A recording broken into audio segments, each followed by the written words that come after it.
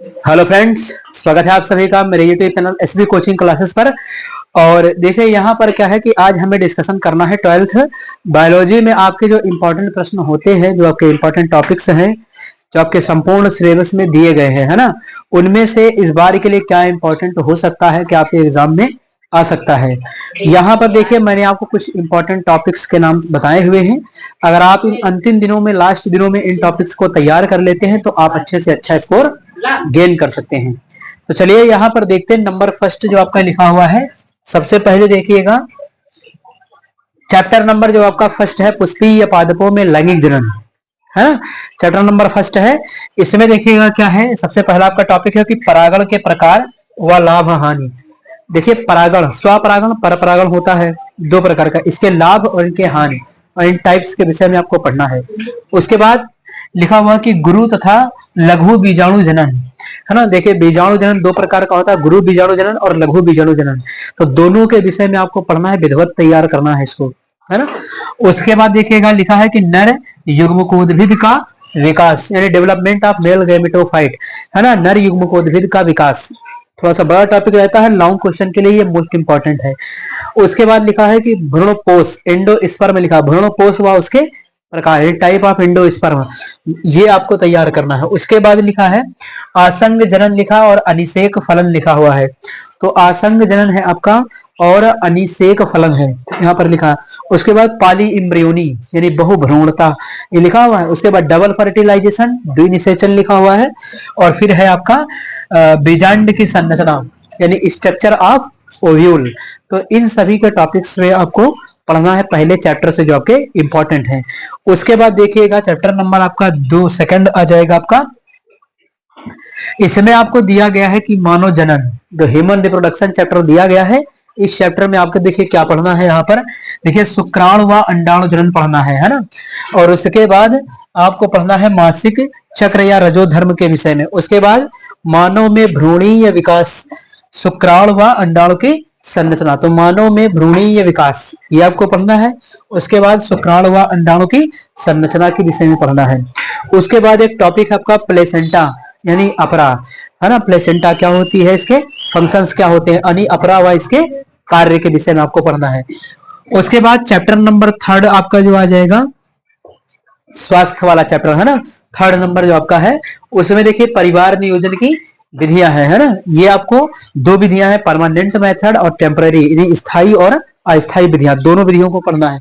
उसके बाद लिखा ट्यूबेक्टोमी और वैसेक्टोमी, तो इन दोनों के बारे में आपको पढ़ना है ना, कि ट्यूबेक्टोमी क्या होता है और वैसेक्टोमी क्या होता है, ठीक। उसके बाद लिखा है चिकित्सीय सगर्भता समापन, इसके विषय में आपको पढ़ना है। उसके बाद लिखा है जिफ्ट, ZIFT, इनके फुल फॉर्म अगर कभी पूछे तो जिफ्ट, है ना। जायगोट इंट्राफैलोपियन ट्रांसफर, ये कहते हैं IUD के बारे में, इंट्रा यूटेराइन डिवाइस, है ना, इसके विषय में पढ़ना है। और एक इसमें और ऐड कर लीजिएगा आप IVF इन वाइट्रो फर्टिलाइजेशन होता है, ठीक।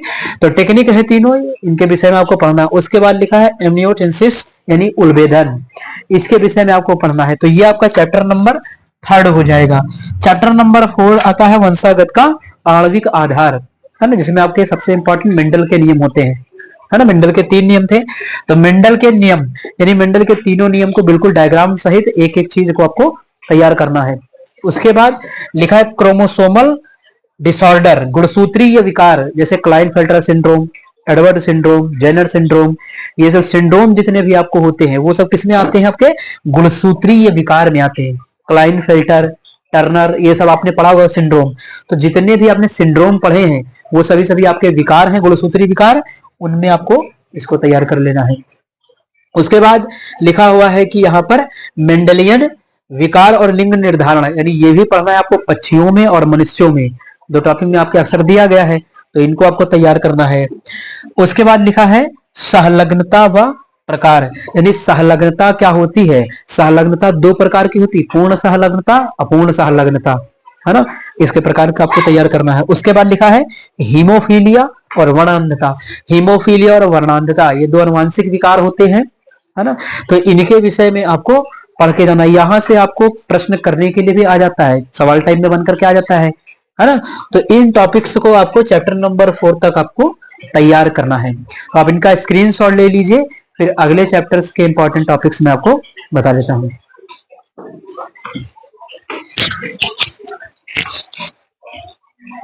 तो चलिए अगले चैप्टर्स में देखते हैं। चैप्टर नंबर जो आपका 5th है उसमें देखिए आपको क्या क्या पढ़ना है। तो यहां लिखा है कि 4 गाफ का नियम, यानी 4 गाफ का नियम आपको पढ़ना है, ये इंपॉर्टेंट है। उसके बाद अनुवांशिक कूट लिखा हुआ है, अनुवांशिक कूट और इसकी विशेषताएं क्या होती हैं इसके बारे में पढ़ना है। उसके बाद मानव जीनोम परियोजना, मानव जीनोम प्रोजेक्ट है ना, इसके विषय में आपको पढ़ना है। उसके बाद लिखा है कि लैक ओपेरॉन मॉडल, तो लैक ओपेरॉन मॉडल को आपको तैयार करना है। उसके बाद देखिए डीएनए की द्विकुंडलित संरचना जो वाटसन और क्रिक के द्वारा दी गई थी उसको आपको तैयार करना है। उसके बाद डीएनए रेप्लिकेशन यानी डीएनए द्विगुणन है ना, इस प्रक्रिया को पढ़ना है। तो ये आपका चैप्टर नंबर 5 में हो जाएंगे। उसके चैप्टर नंबर 6 है आपका संक्रामक व असंक्रामक रोग। संक्रामक और असंक्रामक रोग क्या होते हैं, कम से कम 2 एग्जाम्पल आपको पता होने चाहिए, है ना। वो रोग क्या होते हैं, उनके लक्षण क्या होते हैं, उनका उपचार क्या होगा, सावधानियां क्या होंगी, उसमें बचाव कैसे होगा, ये सब आपको पढ़ना है ना। चलिए, तो उसके बाद लिखा है कि एड्स, तो ये आपको पढ़ना है आपके एड्स के विषय में। उसके बाद प्रतिरक्षा व प्रकार, यानी प्रतिरक्षा, आपकी प्रतिरक्षा 2-3 प्रकार की होती है, सक्रिय प्रतिरक्षा, निष्क्रिय प्रतिरक्षा, है ना, उसके विषय में आपको तैयार करना है। उपार्जित है, जन्मजात है। उसके बाद देखिएगा लिखा है इंटरफेरॉन, तो इंटरफेरॉन के बारे में आपको पढ़ना है। उसके बाद यहाँ पर कुछ रोग लिखे हुए हैं, जैसे हैजा है, मलेरिया है, अमीबियासिस है ना, फाइलेरिया है, इन सभी के विषय में आपको पढ़ना है।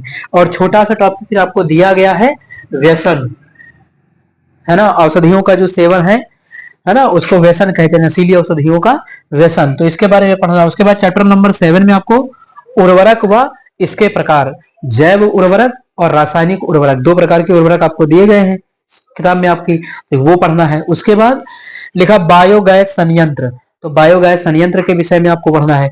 वाहित मल उपचार और इसकी विधियां, यानी वाहित मल उपचार के विषय में आपको पढ़ना है, इसकी विधियां जो आपकी होती हैं उनको पढ़ना है। उसके बाद लिखा कि माइकोराइजा, माइकोराजा, तो माइकोराजा एक छोटा टॉपिक होता है, इसको आपको पढ़ना है। उसके बाद चैप्टर नंबर 8 में देखिए लिखा है कि जैव प्रौद्योगिकी के अनुप्रयोग, तो जैव प्रौद्योगिकी है ना, बायोटेक्नोलॉजी क्या है, इसका अनुप्रयोग कहाँ होता है, या जीनी अभियांत्रिकी उसके नाम से आ सकता है, तो इसके विषय में आपको पढ़ना है। उसके बाद देखिएगा प्लाज्मिड, छोटा टॉपिक है। उसके बाद पीसीआर तकनीक, है ना, ये पॉलीमरेज चेन रिएक्शन होती है तकनीक, इसके विषय में आपको पढ़ना है। फिर 9 नंबर में बीटी फसलें, बीटी फसलें, बीटी कपास, बीटी गोल्डन, है ना, इस तरीके की फसलें, बीटी बैंगन, ये सब पढ़ना। पारजीनी जंतु, ट्रांसजेनिक जंतु कहते हैं इनको। बायोपायरेसी, जैव दस्युता कहते हैं हिंदी में, बायोपायरेसी इंग्लिश का वर्ड होता है लेकिन लिखा हुआ ऐसे मिल जाता। बायो पेटेंट, जैव एकाधिकार, इंग्लिश में ऐसे लिखा होता है बायो पेटेंट, ठीक। उसके बाद क्राई प्रोटीन, क्राई प्रोटीन के बारे में आपको पढ़ना। पुनर्योगज तकनीक द्वारा इंसुलिन का निर्माण, यानी डीएनए पुनर्योगज तकनीक द्वारा जो इंसुलिन हार्मोन बनाया गया है उसका निर्माण कैसे किया जाता है, इस प्रोसेस के विषय में आपको पढ़ना। ये लॉन्ग क्वेश्चन के लिए मोस्ट इंपॉर्टेंट प्रश्न है ना। तो ये हो गए आपके 5 से लेकर के चैप्टर नंबर 9 तक की कुछ महत्वपूर्ण और इंपॉर्टेंट टॉपिक। आप इनका स्क्रीनशॉट ले लीजिए, फिर इसके बाद जो चैप्टर्स बचे हैं उनके टॉपिक में मैं आपको बता देता हूं। चलिए, तो चैप्टर नंबर देखिए आपका जो 10 है उसमें देखिए आपको क्या पढ़ना है। तो यहाँ देखिए समष्टि व इसके लक्षण, देखिए समष्टि, समष्टि के लक्षण होते हैं, जन्म दर, मृत्यु दर और सारे लक्षण होते हैं, तो समष्टि उसके लक्षण के विषय में पढ़ना है। उसके बाद जातियों में प्रतिस्पर्धा, जातियों में प्रतिस्पर्धा, अंतर जातीय प्रतिस्पर्धा, अंतराजातीय प्रतिस्पर्धा, इन दोनों के विषय में आपको तैयार करना है। उसके बाद लिखा कि जलोद्भिद व मरोद्भिद पौधों में अनुकूलन, जलोद्भिद और मरोद्भिद पौधों में अनुकूलन की विधियां जो होती है वो आपको पढ़ना है। उसके बाद लिखा है हलावरण, तो हलावरण के विषय में आपको पढ़ना है। उसके बाद की स्टोन प्रजातियां, ये छोटे छोटे टॉपिक हैं, की स्टोन प्रजातियां, इनके विषय में पढ़ना है। समष्टि पारस्परिक क्रियाएं जैसे परभक्षण, परजीविता, सहभोजिता, सहोपकारिता, है ना, यहां तक हो गया आपका सहोपकारिता तक, ये विधियां हो गई। उसके बाद मैंग्रोव वनस्पतियां, यानी मैंग्रोव वनस्पतियां क्या होती है, इनकी विशेषताएं बताइए, तो ये टॉपिक आपसे पूछा जा सकता है, ठीक। तो चैप्टर नंबर 10 तक आपका इतना हो जाता है। उसके बाद लास्ट जो आपका चैप्टर है जैव विविधता संरक्षण में, उसमें देखिए क्या है आपका, यहां पर लिखा कि जैव विविधता के प्रकार, यानी जैव विविधता, जो जैव बायोडाइवर्सिटी है, बायोडाइवर्सिटी कई टाइप की होती है, अल्फा बीटा गामा इस तरीके से होता है ना। तो जैव विविधता के प्रकार के विषय में आपको प्रेफर करना है, प्रिपरेशन करनी है उसकी, है ना। इसके संरक्षण की विधियां मोस्ट इंपॉर्टेंट, स्वास्थानीय संरक्षण, बाह्य स्थानीय संरक्षण, जिसके अंतर्गत आप बहुत सारे बफर क्षेत्र, है ना, वन्य जीव अभ्यारण्य, राष्ट्रीय उद्यान, है ना, तप्त स्थल, हॉट स्पॉट, ये सब आते हैं, इनके विषय में आपको पढ़ना है। उसके बाद देखिएगा क्या लिखा है कि RDB red data book, RDB red data book क्या है, इसकी विशेषताएं बताइए। बाघ परियोजना टाइगर प्रोजेक्ट के विषय में आपको पढ़ना है। उसके बाद राष्ट्रीय उद्यान व वन्य जीव अभ्यारण्य, राष्ट्रीय जीव उद्यान व वन्य जीव अभ्यारण्य क्या होते हैं, और कम से कम 4 एग्जाम्पल जरूर याद कर लीजिए, राष्ट्रीय उद्यानों के और वन्य जीव अभ्यारण्य के, इनमें डिफरेंस क्या होता है ये भी आपको पता होना चाहिए, ठीक। उसके बाद लिखा है कि hot spot, hot spot Hindi में कहते हैं तप्त स्थल, है ना। तो हॉट स्पॉट है तप्त स्थल के विषय में आपको तैयार करना है ना। तो इस प्रकार के आपके बायोलॉजी के संपूर्ण सिलेबस से जो मोस्ट इंपॉर्टेंट टॉपिक हैं या मोस्ट इंपॉर्टेंट क्वेश्चन बन सकते हैं आपसे, वो मैंने आज आपसे यहाँ पर डिस्कशन कर लिया है ना। अब देखिए इतने में क्या है, जितना मैंने बता दिया है, अगर इसके अंदर आप प्रिपरेशन करते हैं जैसे यहाँ पर, है ना, इतनी तैयारी अगर आप कर लेते हैं तो एग्जाम में आराम से 90+ मार्क आप अटेन कर सकते हैं, कोई दिक्कत नहीं, क्योंकि शॉर्ट प्रश्न भी तो यही से निकलेंगे, है ना। तो इनको आप स्क्रीनशॉट ले लीजिए और इनको अच्छे से तैयार कर लीजिएगा। इतना तो आपको पढ़ना ही है, इसमें कोई भी कटौती नहीं चलेगी, ये आपको पढ़ना ही पड़ेगा, ये आपको पढ़ना ही होगा, है ना। तो चलिए फिर मिलते हैं। अगर चैनल पर नए हैं तो चैनल को सब्सक्राइब करें, वीडियो को लाइक करें और शेयर करते रहिए। तो चलिए फिर मिलते हैं अपने नेक्स्ट लेक्चर में। Thanks for watching this video.